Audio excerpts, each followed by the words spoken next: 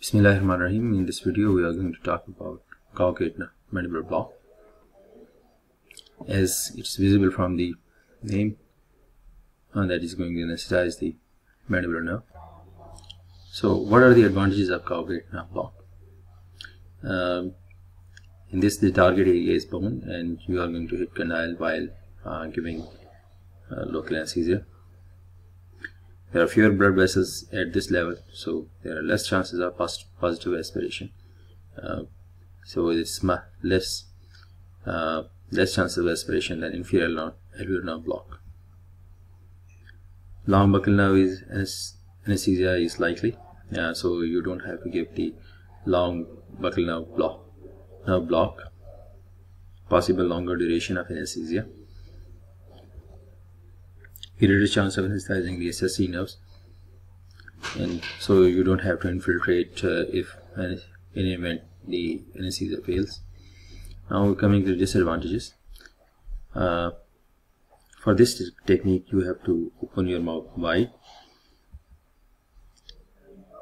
and it must use external landmarks which increase the difficulty of this procedure, and this is the probably reason why it's not used so much. So this slide is showing the target area, and this is the neck of the condyle or the condyle itself. But if there is an infection in the region, this block should be avoided. Now we are going to discuss the landmark for cowgate nerve block. First of all, the area should be the area of insertion should be 10 mm above the coronoid notch. You have to use an additional landmark, that is the mesolingual cusp of the maxillary second molar, and this will determine the height of injection. Then the internal oblique ridge, the pterygomandibular raphe as in the inferior alveolar nerve block, and the target area is the neck of condyle, and the contralateral bicuspid as in the inferior alveolar nerve block. And finally there is an imaginary line from the corner of mouth to the tragus notch of the ear extraorally, and you have to make needle parallel to this plane. So first of all, you are going to ask your patient to open his or her mouth wide, palpate the coronoid notch, and slide the finger or thumb to rest on the internal oblique ridge. Move the finger or the thumb superiorly, approximately 10 mm.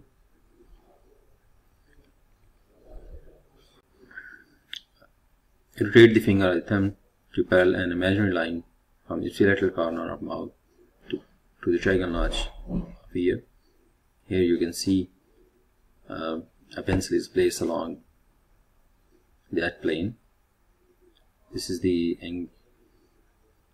metallic part is placed on the tragus, and this area here is showing the angular mouth.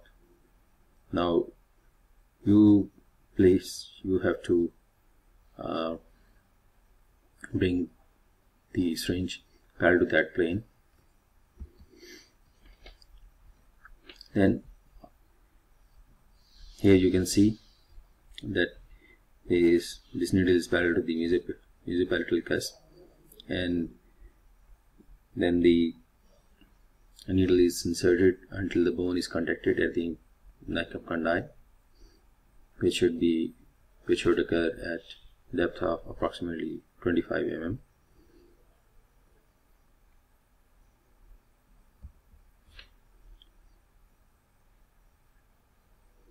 Insert the needle at a point between palpating fingernail and the pterygomandibular raphe at the middle aspect of the fingernail. Ensure that the barrel of the syringe is located over the contralateral bicuspids. Here you can see the barrel of syringe is parallel to the angle mouth and tragus line, and is going near this the mesopalatal cusp of the second molar tooth, and the height and it's a higher block, and the needle depth is approximately 25 mm.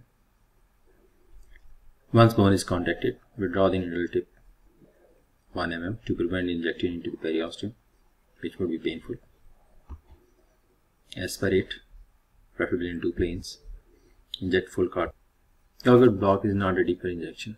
The condyle is translocated entirely with the mouth open to provide a target. Onset for hot tissue anesthesia is 4 to 12 minutes, with interior area taking the longest amount of time.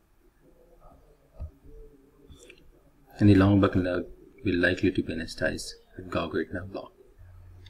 Thank you very much for watching this video. Hope you have understood this block.